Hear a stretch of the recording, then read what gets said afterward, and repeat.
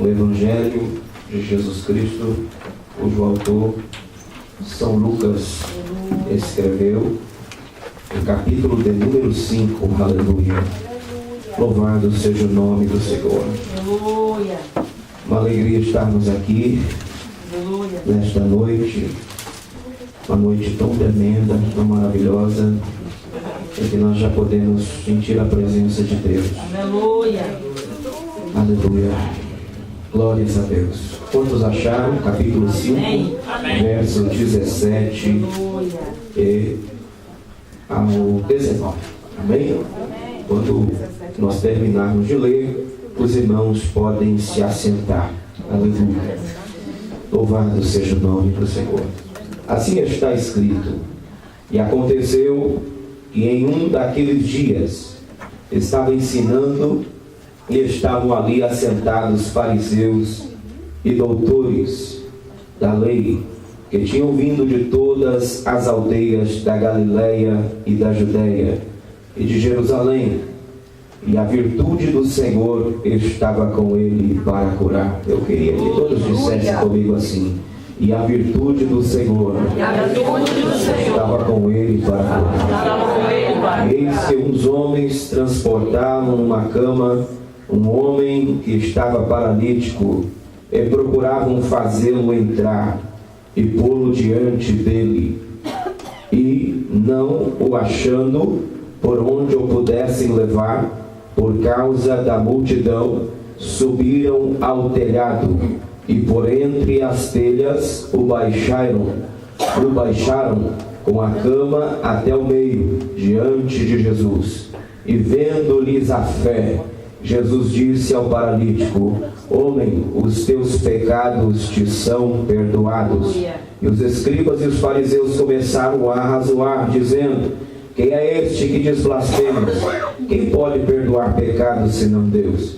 Jesus, porém, conhecendo os seus pensamentos, respondeu e disse-lhes: que arrazoai em vossos corações? Qual é mais fácil dizer: os teus pecados te são perdoados, ou dizer: levanta-te e anda? Ora, para que saibais que o Filho do Homem tem sobre a terra poder de perdoar pecados. Disse ao paralítico: eu te digo, levanta-te, toma a tua cama e vai para a tua casa. E levantando-se logo diante deles e tomando a cama em que estava deitado, foi para a sua casa glorificando a Deus. E todos ficaram maravilhados e glorificaram a Deus, e ficaram cheios de temor, dizendo: hoje vimos prodígios.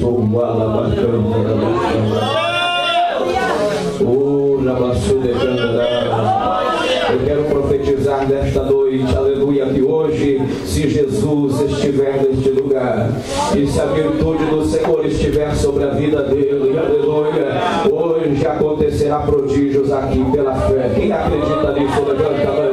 Só quem acredita nisso, levanta a mão. Só um minutinho aí, aleluia. Porque quando Jesus está presente, aleluia, a virtude do Senhor está sobre ele. A virtude do Senhor enche a igreja. A virtude do Senhor enche a sua casa. A glória do Senhor toma conta do ambiente. E quando a glória do Senhor toma conta do ambiente, queridos irmãos, prodígios acontecem e o nome do Senhor começa a ser glorificado. Oh, aleluia! Será que você pode glorificar a Deus? Se você sente a presença dele aqui neste lugar, aleluia! Se a virtude do Senhor está sobre a sua vida, então glorifique e exalte o nome dele nesta noite. Pode assentar, meu querido irmão. Eu não vou demorar, eu quero trazer uma revelação que Deus colocou no meu coração por esses dias. E Deus falou muito ao meu coração acerca disso. Há uma urgência muito grande de nós, como igrejas do Senhor, entendermos a uma coisa importantíssima para as nossas vidas, de que, queridos irmãos, que esta casa em que nós estamos reunidos aqui nesta noite, ela não deve ser chamada apenas casa de Deus, mas que esta casa de Deus precisa ter em todos os seus cultos, em todos os seus momentos, a presença do Deus que leva o nome desta casa. Quantos estão entendendo podem dizer amém? Estamos diante de um texto que permanecemos aqui, eu gostaria de trabalhar em cima de um tema este que o Senhor colocou no meu coração, e eu gostaria que você falasse comigo assim, aleluia: quando a igreja se transforma na casa de Deus. Diga assim comigo: quando a igreja se transforma na casa de Deus, eu vou dizer para você o que acontece: um novo caminho se abre, aleluia. Será que você pode glorificar o nome do Senhor? Diga comigo assim: quando a igreja se transforma na casa de Deus, um novo caminho se abre, aleluia. Eu profetizo isso na sua vida. Meus queridos irmãos, a palavra de Deus nos fala aqui, neste texto tão conhecido, que também está no mesmo livro de São Mateus, no capítulo de número 9, registrado ali. A palavra de Deus nos fala a história do nosso Jesus querido, que acabara recentemente de se mudar para uma cidade chamada Cafarnaum. Jesus, ele havia crescido em Nazaré. Ambas cidades eram território da Galileia, chamada Galileia dos Gentios. Era uma cidade muito pequena, Nazaré. E Jesus, saindo dali, depois de não ter sido recebido pelos seus, após muitos anos terem vivido ali, sua família e Jesus, depois de então assumir o seu ministério, em Lucas capítulo 4 também você vê lá, quando Jesus ele é rejeitado ali na cidade de Nazaré, ele toma uma decisão de se mudar para Cafarnaum. Eu quero lhe dizer que isto também para se cumprir a palavra profética de Isaías no capítulo 9, dizendo que aquele povo que habitava em trevas na terra de Zebulon e Naphtali, nasceu ou apareceu uma gloriosa luz. Aqueles que habitavam na escuridão da sombra da morte,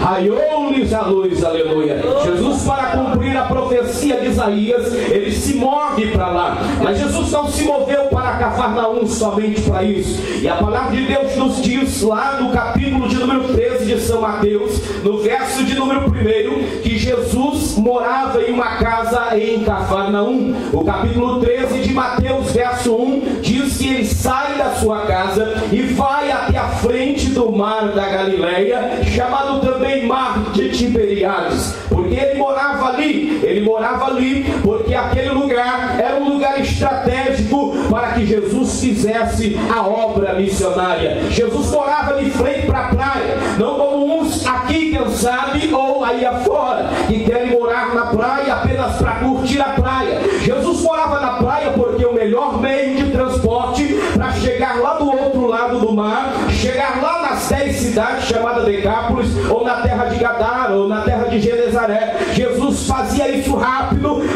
através do meio de transporte utilizado na época, o barco. Quantos estão entendendo? Então Jesus se move para lá, porque Jesus estava pensando com a sua mente, quem sabe, em habitar numa cidade que estava perto, para ter acesso a todos os lugares de uma forma bem rápida. Quantos estão entendendo? E agora Jesus chegando ali na cidade de Cafarnaum, a palavra de Deus nos diz que após ele pregar um sermão lindo e maravilhoso, ali do sermão da montanha, em que toda a multidão, ao terminar este sermão, em Mateus capítulo 7, os últimos versículos dizendo que ficaram todos maravilhados em ver-lhes conforme a maneira que ele ensinava. E diz a Bíblia que todos se maravilhavam e diziam: olha, Jesus não ensina como os escribas, ele fala com grande autoridade, de maneira que um leproso sai ali então do meio da multidão e diz para Jesus: Senhor, se tu queres, pode me limpar. Ele adorando Jesus, a Bíblia diz que Jesus, movido de grande compaixão, Marcos capítulo 1, verso 40 e 41, registra essa história.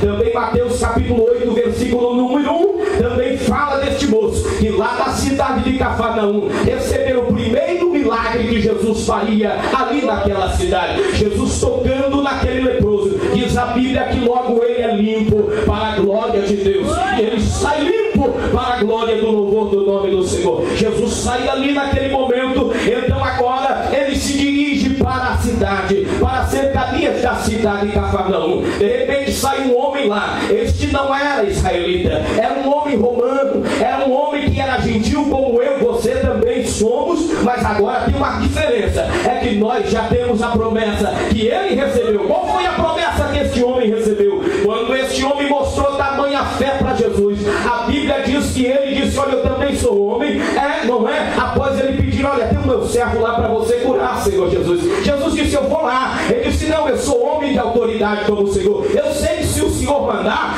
só a sua palavra vai resolver. Ele então agora diz: olha, que homem de tamanha fé. Naquele mesmo instante o seu servo fora curado. Então a palavra de Deus diz que Jesus estende uma palavra profética e disse: olha, este homem aqui, a fé dele é grande, nem toda de Israel eu encontrei fé como a dele. E para provar que eu sou o Senhor, um Deus de misericórdia, olha o que Jesus disse. Ele disse assim: olha, naquele dia vão estar sentados com Abraão, Isaque e Jacó e os profetas, homens como esse, de todos os confins da terra, desde o ocidente até o oriente, e os filhos de Deus que não obedeceram vão ser jogados nas trevas exteriores. Quantos estão entendendo o que Deus está falando? Agora Jesus cura aquele servo daquele homem, e este homem, além de receber a cura do seu servo, recebe uma promessa de um dia sentar na mesa com Abraão, Isaque e Jacó. Coisa linda que eu e você já temos aqui. Quem já tem essa promessa, levante a mão e adore o nome do Senhor. Ô irmão, você era gentil,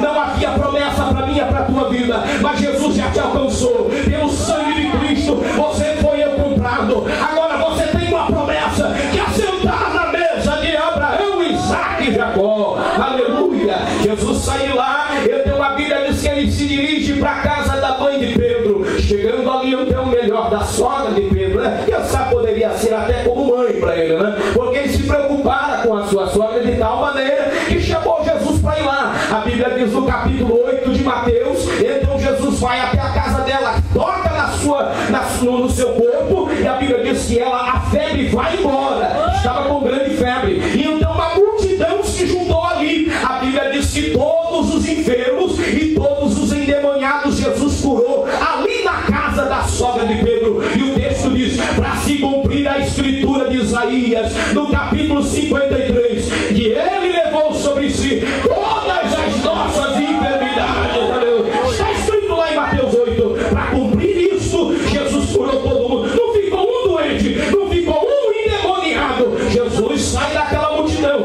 apressado, porque ele queria ir para o outro lado do mar. Ele queria ir para lá. A multidão apertava, mas a Bíblia diz nesse mesmo capítulo de Mateus 8, no versículo 20, sai um escriba e fala com ele, dizendo: mestre, eu te seguirei por onde tu queres que vá. Então Jesus, olhando para ele, sabendo que na verdade esse homem não entendia que Jesus não tinha parada certa, que Jesus não tinha nem lugar para descansar. Jesus só descansava quando ele entrava no barco ali, ele tinha um minutinho para descansar. Mas quando Jesus estava em terra, nem na sua casa Jesus parava sequer. Por quê? Porque na casa de Jesus sempre tinha uma grande multidão, e nós vamos terminar a mensagem falando disso aqui. Então agora Jesus disse: olha, você não sabe o que fala. Ele disse assim no capítulo 8, verso 20 para o homem: olha aqui, escriba, veja bem, olha, as raposas têm covis, as aves do céu têm seus ninhos para habitar, mas o filho do homem não tem aonde reclinar a sua cabeça. Ele sai triste. Jesus dá uma ordem para os discípulos entrar no barco, logo em seguida ele entra também. A Bíblia diz que eles vão indo, mas logo Jesus pega no sono. Jesus estava dormindo, porque Jesus, eu repito para você, como um bom pastor, querido, Jesus é o último a comer. Se não tiver comida para sobrar para ele comer, ele não come não, porque a comida dele é fazer a vontade do Pai. Vamos se lembrar aqui de João 4, quando aquela mulher estava falando com Jesus, os discípulos foram comprar comida, e então voltaram para falar para o mestre comer. Os discípulos ouviram da voz do mestre dizendo: olha, não, deixa para lá essa comida, porque uma outra comida eu tenho para comer, e é fazer a vontade do meu Pai. Aleluia. Jesus fazia a obra do Senhor em todo o tempo. Então ele não tinha tempo para comer, não tinha tempo para descansar, não tinha tempo nem para dormir. Agora, quando ele tem um tempinho só entre os discípulos, ele deita ali na polpa do barco. Mas parece que Satanás está querendo tirar o sono de Jesus. Parece que Satanás está querendo que Jesus não durma. Quem sabe para quando Jesus chegar lá do outro lado de lá, ele fique mal-humorado. Quem sabe ele não tenha paciência. Quem sabe ele não demonstre amor pelas pessoas que estavam lá. Eu não sei, mas sei que se levantou um vento e uma tempestade. Então Jesus teve que descansar, teve que acordar. Desperta o mestre. Então agora Jesus se levanta e ele dá uma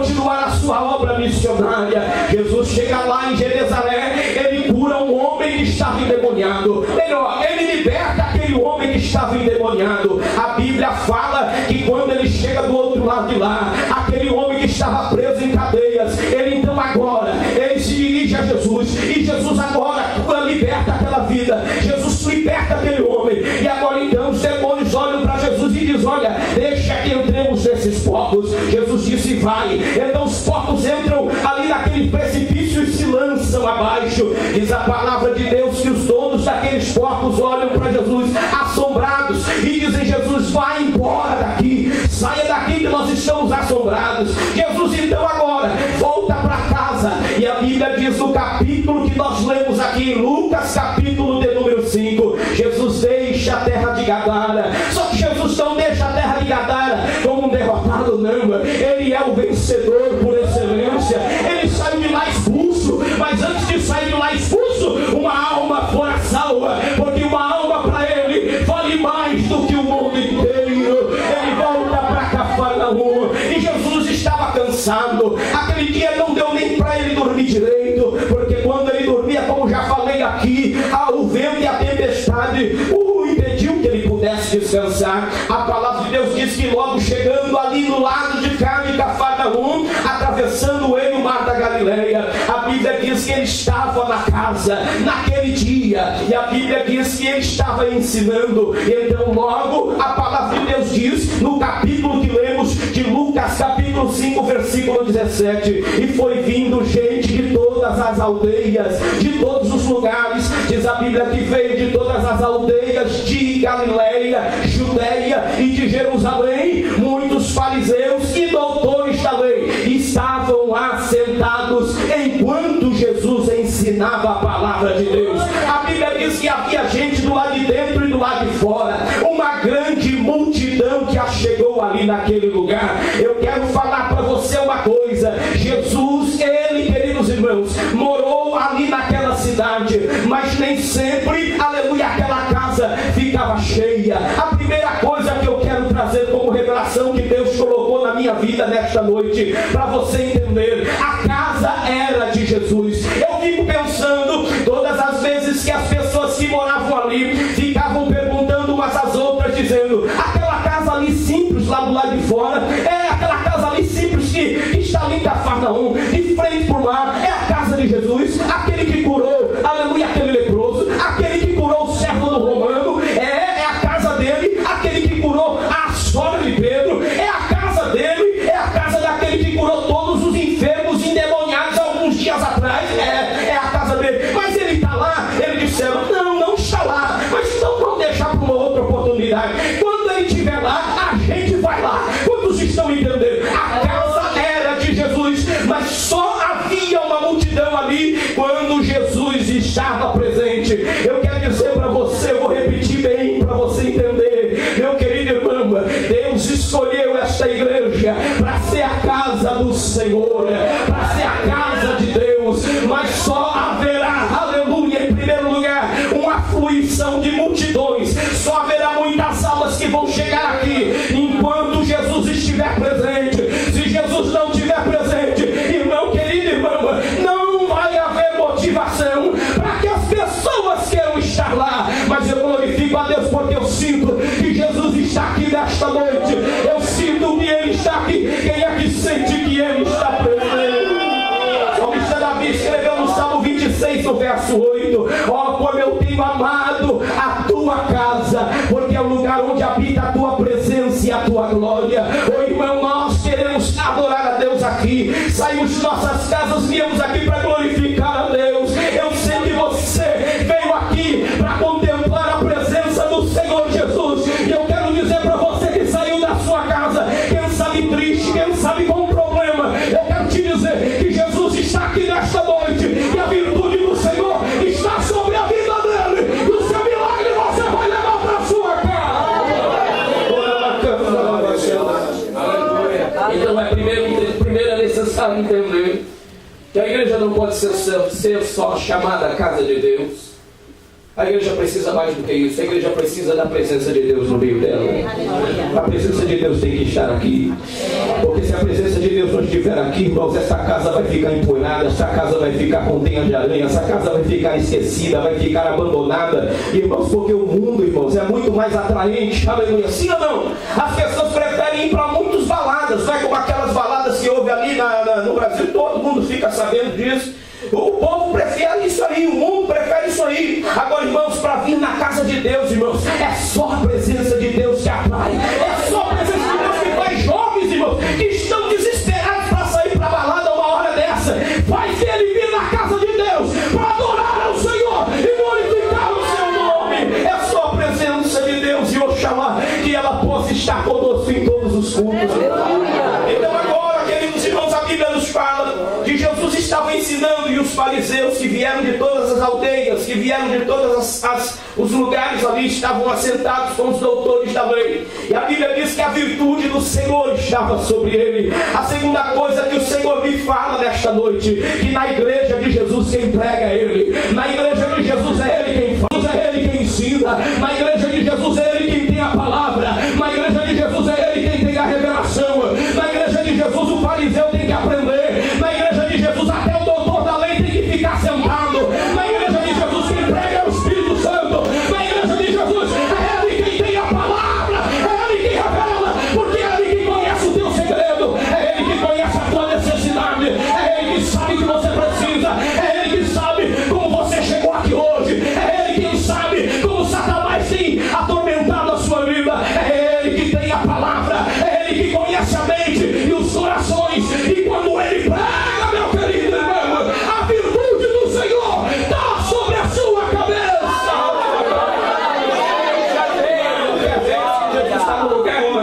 É quando o pregador, o pastor está pregando, irmão, e a virtude do Senhor cai sobre a vida dele. Quando o pregador está pregando, às vezes, uma mensagem simples, irmão, ele não precisa saber nada, não. Ele não precisa ser como o doutor da lei, como o texto diz. Não precisa ser fariseu, de alguma seita, não precisa conhecer muito, não. Ele só precisa, querido irmão, estar em comunhão com Deus e ter um chamado de Deus. Aí a virtude do Senhor vem sobre ele. A virtude do Senhor vem sobre a sua vida. Quando Jesus habita dentro do teu coração, quando Jesus habita dentro da sua alma, aleluia, oh, aleluia, você pode abrir a boca e começar a profetizar, porque a virtude do Senhor descerá sobre a sua vida.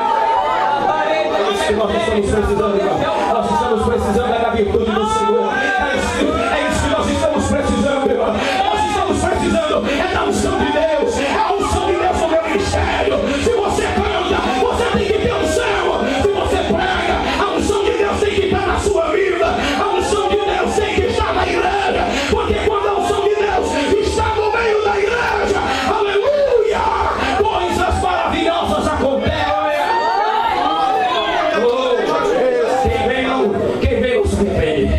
Quando Jesus está presente, a virtude do Senhor está sobre ele. Quem vem não se arrepende. Quem vem não se arrepende não. Oh, aleluia, o camarada pode ter vindo pela primeira vez na igreja, ele não se arrepende. Ele nunca veio numa igreja, a primeira vez que ele vem, ele não se arrepende. Porque ele sabe que aquele lugar é diferente. É como se o céu tivesse descido ali naquele lugar. Quantos estão entendendo o que Deus está fazendo? A Bíblia diz então que agora, por causa disso, porque souberam aqueles homens, eu não sei se é 4, alguns dizem que é 4, mas eu não consegui encontrar na Bíblia que era 4. Mas dá para entender que era mais ou menos 4, né? Para carregar um homem, né? Ali numa cama, um homem que era paralítico. A Bíblia diz que esses homens então se uniram. Então foram levar aquele homem para lá. A terceira coisa que o Espírito de Deus me faz entender, que quando Jesus está presente no meio da igreja, meus queridos irmãos, olha para cá, a igreja, aleluia, se une. A igreja encontra, aleluia, motivo para se unir, para fazer a obra missionária, para fazer a obra evangelística. Meu querido irmão, escute o que eu vou dizer. A fé desses homens não estava baseada no fato de que a casa ali era a casa do apóstolo João, nem tampouco que a casa era do apóstolo Tiago. Se fosse a casa do pastor Lex, eles não se animariam para sair de suas casas, para se unir, para fazer a obra de Deus. Deus soprou no meu ouvido essa semana e me disse algo. Ele disse: meu servo, quer saber o segredo para envolver a igreja na obra evangelística? Quer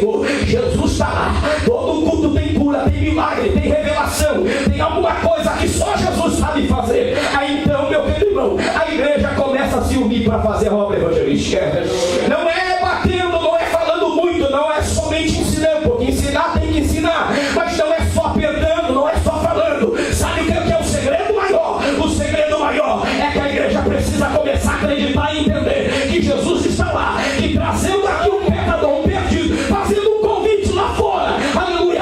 É certo que aquela pessoa vai se arrepender. Quem aqui está entendendo? Aleluia! É assim que a igreja começa a se despertar, irmão. Quando a igreja começa a ver Jesus no meio dela, ela começa a entender que vale a pena fazer a obra evangelística, vale a pena fazer a obra de missões. É verdade que é um mandamento, Jesus mandou. Você não deve fazer a obra de Deus por causa disso. Você deve fazer a obra de Deus independente se Jesus está no culto, se não está, se o culto está frio ou está gelado. Mas a verdade é que funciona desse jeito quase sempre. A verdade é que nem sempre todo mundo faz a obra só por ter mandamento. Mas agora eu quero despertar a tua fé. Eu quero te dizer que Jesus está aqui, Jesus está presente. Aleluia! Meu querido irmão, é tempo de despertar. É tempo de você trazer um pecador. É tempo de você convidar o teu irmão, aquele pessoa que trabalha com você lá no teu trabalho. É tempo, eu quero profetizar que nesse ano de 2013 Jesus vai ficar presente aqui no meio dessa igreja.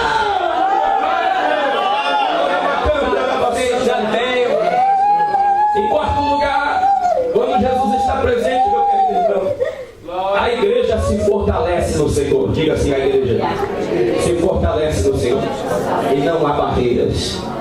Não há barreiras. Não há barreiras. A Bíblia diz que esses homens, eles tinham uma missão. E o texto diz: e eles tinham o propósito de levar esse homem até Jesus. Porém o texto diz no capítulo 5, no verso 19: e não achando por onde introduzi-lo. Aleluia! Eles procuraram pela porta, a porta fechada. A porta estava fechada de gente.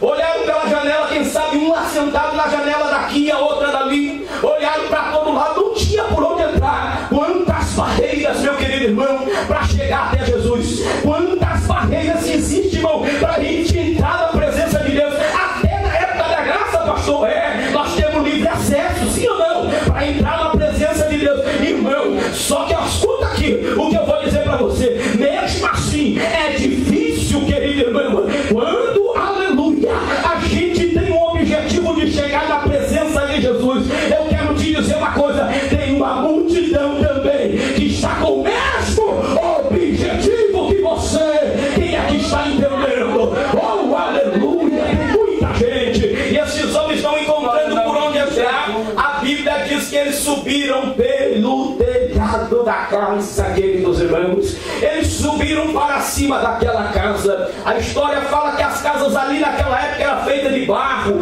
rebocada com barro. Os telhados bem misturados com palha e barro. Então agora eu fico olhando para aquele momento. O culto está transcorrendo, a palavra está sendo pregada, e de repente uns homens, movidos de fé, interrompem a ordem do culto. Eles interrompem a ordem daquele culto, e de repente a Bíblia diz que Jesus dá uma levantadinha com a cabeça, no versículo de número 20. Mas Jesus, irmãos, a visão de Jesus é diferente. Será que você pode glorificar o nome do Senhor? Que a visão de Jesus é diferente. Oh, aleluia!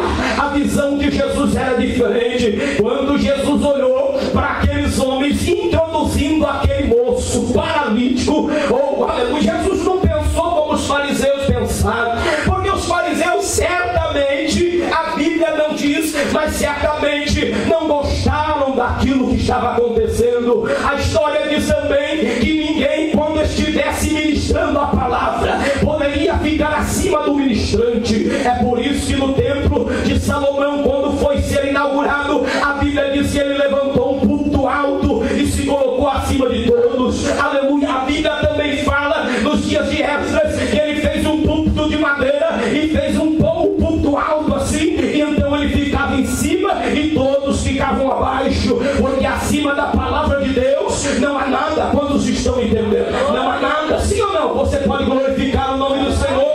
Provavelmente aqueles homens pensaram: esse homem aí que está sendo introduzido, esses homens que estão abrindo este buraco, eles estão perturbando o culto, estão desobedecendo a lei, as leis que foram dadas, eles estão fazendo tudo errado. Mas enquanto eles estão pensando isso, a Bíblia diz no verso 20 que Jesus olhou e vendo-lhe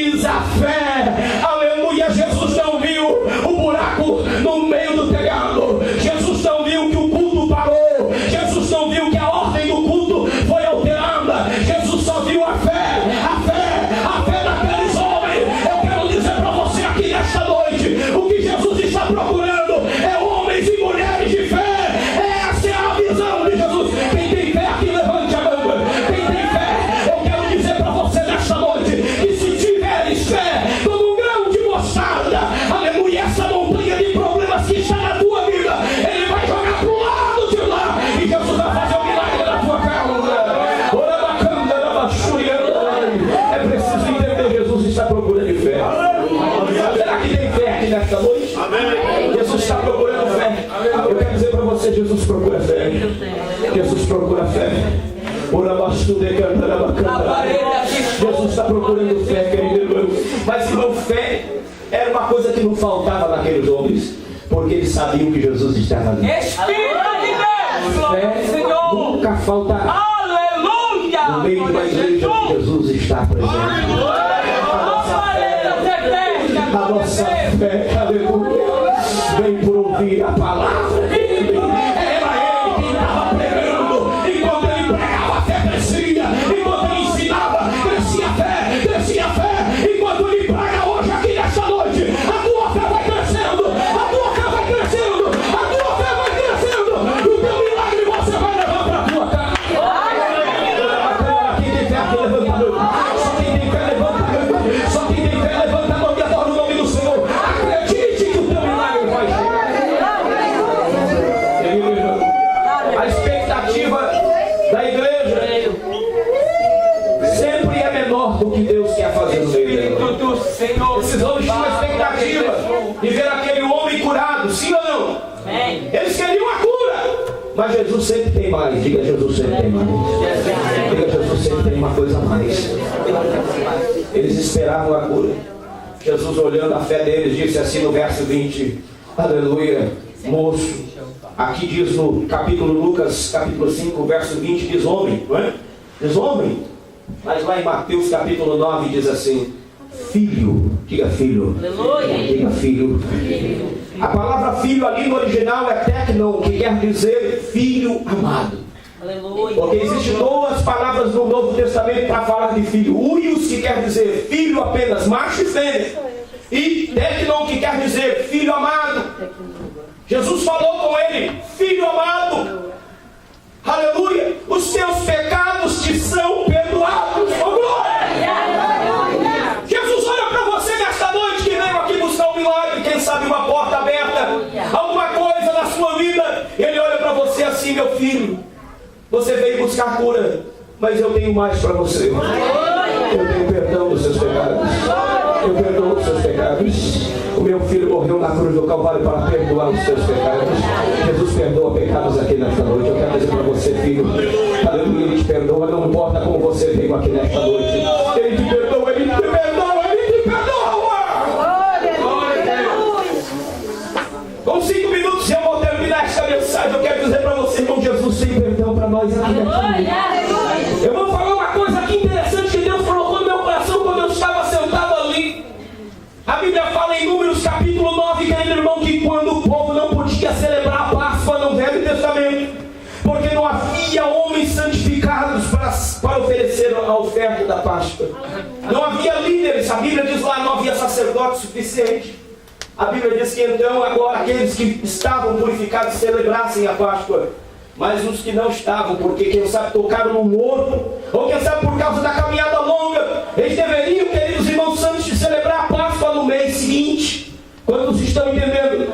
Eles deveriam celebrar a Páscoa no mês seguinte, mas todo aquele, diz o texto em Números 9, que estivesse limpo, deveria participar da ceia. O texto diz, se os limpos não celebrassem a ceia, o texto diz, eles deveriam ser excluídos da congregação. Mas aqueles que estivessem impuros, que estivessem em pecado, tinham uma segunda oportunidade. A Bíblia nos fala essa história lá em 2 Crônicas, capítulo 29, quando Ezequias, o rei Ezequias, foi estabelecer a Páscoa do Senhor. A Bíblia diz que não puderam celebrar a Páscoa no mês adequado, no dia adequado, porque não havia gente suficientemente purificado para aquele momento celebrarem a Páscoa. Mas diz a palavra de Deus que então ele deu ordem aos levitas para prepararem cordeiros para serem imolados para todos os impuros. E a Bíblia diz que os levitas mataram o cordeiro, cada um para um impuro. Todo impuro que estava ali naquele momento,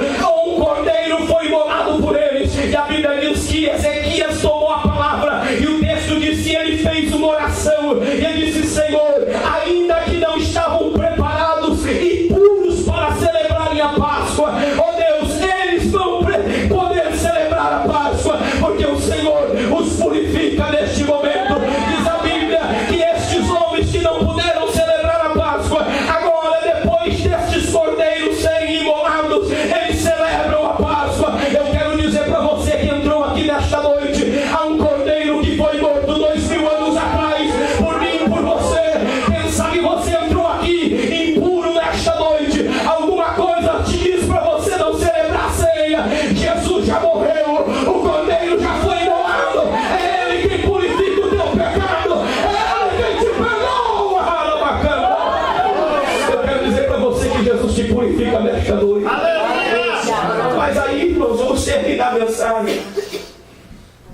homens foram buscar uma cura. Diga uma cura. Então Jesus olha para realizar o desejo deles. Labareda de fogo. Para que todos saibam aqui que o Filho do Homem tem poder. Aleluia. Para perdoar pecados. Então disse para o moço: filho, levanta, toma a tua cama e anda. Aleluia. Para que todos saibam que o Filho do Homem tem poder para perdoar pecados. Filho, toma a tua cama, levanta e vai embora para a tua casa. Oh, a Bíblia diz que ele pegou a sua cama e colocou assim, aleluia, e foi glorificando, e foi glorificando, e foi glorificando, e foi glorificando. Irmão, o culto na casa de Jesus, o culto que tem presença de Jesus, não termina de qualquer jeito, não. O culto que Jesus está presente não termina de qualquer jeito, não. O culto termina com glorificação, com perdão de pecados, com cura, aleluia. Oh, eu queria te convidar a ficar de pé.